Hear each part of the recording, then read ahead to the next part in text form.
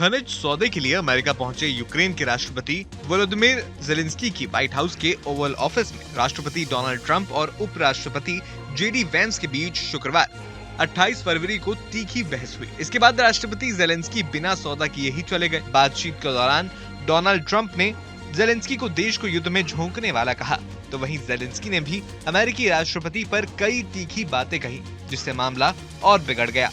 इस विवाद के बाद ट्रंप ने कहा कि यूक्रेन के नेता रूस के साथ शांति वार्ता के लिए तैयार नहीं थे। ट्रंप और उपराष्ट्रपति जेडी वेंस ने ज़ेलेंस्की पर आरोप लगाते हुए कहा कि उन्होंने उनका आदर नहीं किया और वो इसके लिए माफी नहीं मांगेंगे। आपको बता दें कि ये बैठक तब हुई जब डोनाल्ड ट्रंप ने रूसी राष्ट्रपति व्लादिमीर पुतिन के साथ फोन पर बातचीत की और उनके प्रशासन ने यूक्रेन को नाटो में शामिल नहीं करने की मॉस्को की इच्छा स्पष्ट कर दी। ट्रंप और ज़ेलेंस्की की ये मुलाकात रूस और यूक्रेन के युद्ध को रोकने के लिए हुई थी, लेकिन दोनों नेताओं में तीखी नोकझोंक होता देख वहां मौजूद मीडिया कर्मी भी स्तब्ध रह गए। वहीं अब दुनिया भर के देशों से इस पर प्रतिक्रियाएं आ रही हैं। ट्रंप और ज़ेलेंस्की की बैठक के बाद कई देशों के नेताओं ने और खासकर यूरोप के नेताओं ने यूक्रेन का समर्थन किया है। फ्रांस के राष्ट्रपति इमैनुएल मैक्रोन ने यूक्रेन का समर्थन कर रूस की निंदा की है। मैक्रोन ने कहा कि रूस हमलावर है और यूक्रेन पीड़ित है। उन्होंने कहा कि मुझे लगता है कि हम सब 3 साल पहले यूक्रेन की मदद करने और रूस पर प्रतिबंध लगाने के लिए सही थे। हमें अब भी ऐसा करना जारी रखना चाहिए। हमें यूक्रेनियों का सम्मान करना चाहिए जो अपनी स्वतंत्रता और यूरोप की सुरक्षा के लिए लड़ रहे हैं। वहीं यूरोपीय आयोग की अध्यक्ष उर्सुला वॉन डेर लेयन ने कहा कि आप कभी अकेले नहीं हैं, प्रिय राष्ट्रपति। आपकी गरिमा यूक्रेनी लोगों की बहादुरी का सम्मान करती है। मजबूत रहें, बहादुर बने, निडर बने। हम न्यायपूर्ण और स्थायी शांति के लिए आपके साथ काम करना जारी रखेंगे। जबकि इटली की प्रधानमंत्री जॉर्जिया मेलोनी ने अमेरिका, यूरोपीय राज्यों और सहयोगियों के बीच तत्काल शिखर सम्मेलन का आह्वान किया है।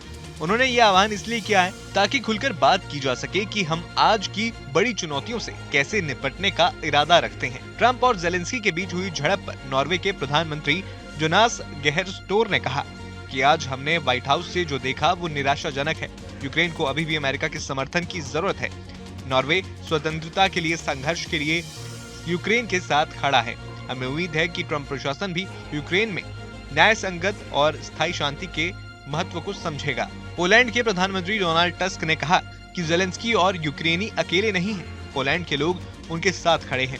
स्पेन के प्रधानमंत्री पेड्रो सांचेज ने एक्स पर लिखा कि यूक्रेन स्पेन आपके साथ है। जर्मन संसद में कंजर्वेटिव पार्टी ग्रुप के डिप्टी जोहान फेडफुल ने एक्स पर लिखा कि व्हाइट हाउस का दृश्य चौंकाने वाला है। आप ऐसा कैसे कर सकते हैं? फेडफुल ने ट्रंप के व्यवहार की निंदा की और यूक्रेन का समर्थन किया।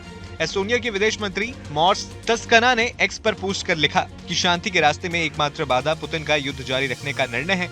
अगर रूस लड़ना बंद कर दे तो कोई युद्ध नहीं होगा। दूसरी ओर यूक्रेन अगर लड़ना बंद कर दे तो यूक्रेन नहीं बचेगा। यूक्रेन के लिए एस्टोनिया का समर्थन अटूट है। हालांकि कई ऐसे लोग भी हैं जिनका कहना है कि रूस से युद्ध खत्म करने पर बात करने पहुंचे ज़ेलेंस्की ने ट्रंप से ही लड़ाई मोल ले ली। इस बीच रूस ने यूक्रेनी राष्ट्रपति ज़ेलेंस्की पर तंज कसा है।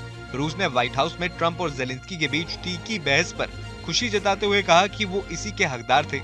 रूस ने कहा कि ये लड़ाई मॉस्को के लिए एक तोहफा है जो ट्रंप की नई सरकार के साथ बेहतर संबंध बनाने पर काम कर रहा है। रूस की सिक्योरिटी काउंसिल के उपाध्यक्ष मेदवेदेव ने भी इस पर बयान दिया। सोशल मीडिया पर अपने पोस्ट में उन्होंने ओवल ऑफिस में ज़ेलेंस्की की बुरी तरह पिटाई का जिक्र किया। वहीं रूसी विदेश मंत्रालय की प्रवक्ता मार्जिया जखारोव ने कहा कि ये तो यूक्रेनी राष्ट्रपति बच गए कि ट्रंप और वेंस ने बहस के दौरान ज़ेलेंस्की पर हमला नहीं कर दिया। हालांकि चैनलों पर सबने सब देखा। जिस हाथ ने खिलाया उसी को ज़ेलेंस्की काट रहे थे। रूस के पूर्व राष्ट्रपति दिमित्री मेदवेदेव ने इस मामले पर प्रतिक्रिया देते हुए कहा कि ट्रंप ने ज़ेलेंस्की के चेहरे का नकाब उतार दिया। इससे दुनिया को पता चल गया कि युद्ध को कौन बढ़ावा दे रहा है। आपको बता दें कि व्हाइट हाउस में बैठक के बाद प्रेस कॉन्फ्रेंस में ट्रंप और ज़ेलेंस्की में रूस से युद्ध को लेकर तीखी बहस हो गई थी। ट्रंप ने कहा कि ज़ेलेंस्की युद्ध विराम न करके लाखों लोगों की जिंदगी के साथ खेल रहे हैं। ट्रंप ने यह भी कहा कि ज़ेलेंस्की तीसरे विश्व युद्ध के लिए जुआ खेल रहे हैं और आखिर में रूस से समझौता करना पड़ेगा। इसका जवाब देते हुए ज़ेलेंस्की ने कहा कि हमें युद्ध विराम की जरूरत नहीं है। उपराष्ट्रपति जेडी वेंस ने ज़ेलेंस्की पर अमेरिका का अपमान करने का आरोप लगाया तो ट्रंप ने यूक्रेनी राष्ट्रपति को कई बार टोका और फटकार भी लगाई। ट्रंप ने ज़ेलेंस्की पर तीसरे विश्व युद्ध की गैम्बलिंग का आरोप भी लगाया। इसके बाद नाराज ज़ेलेंस्की तेज कदमों से बाहर निकलते दिखे। ट्रंप ने इस पर कहा कि ज़ेलेंस्की ने वॉशिंगटन में अमेरिका का अनादर किया है। अब वो तभी यहाँ वापस आ सकते हैं जब वो शांति के लिए तैयार हों। बाद में एक न्यूज चैनल के साथ इंटरव्यू में ज़ेलेंस्की ने ट्रंप के साथ अपने व्यवहार के लिए माफी नहीं मांगने की बात कही। हालांकि ज़ेलेंस्की ने कहा कि जो कुछ भी हुआ वो दोनों देशों के रिश्तों के लिए अच्छा नहीं था। इस घटना के बाद अमेरिकी अधिकारियों ने यूक्रेन को दी जा रही सहायता में संभावित धोखाधड़ी और दुरुपयोग की जांच तेज करने का फैसला किया है। एलन मस्क और उनकी डिपार्टमेंट ऑफ गवर्नमेंट एफिशिएंसी पहले से ही इन मामलों की जांच कर रहे थे, लेकिन अब इन प्रयासों में तेजी आ जाएगी। आपको ये वीडियो कैसा लगा हमें कमेंट बॉक्स में जरूर बताएं। न्यूज नेशन अब व्हाट्सएप पर खबरों के ताजा अपडेट के लिए न्यूज नेशन के इस QR कोड को स्कैन करें।